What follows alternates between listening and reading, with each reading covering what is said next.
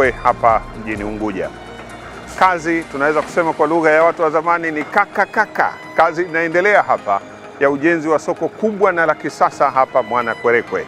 Ni utekelezaji wa maagizo ya Mheshimiwa Rais wa Zanzibar na Mwenyekiti wa Baraza la Mapinduzi Dr. Hussein Ali Mwinyi.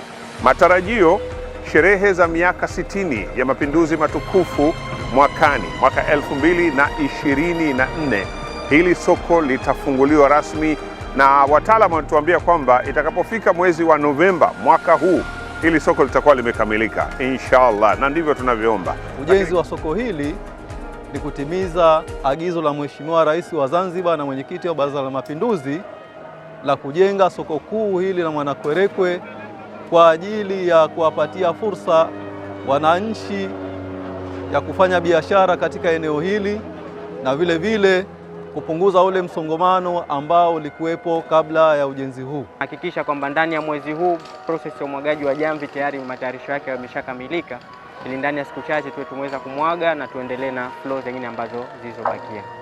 Tunamwahidi Mheshimiwa Rais wa Zanzibar pamoja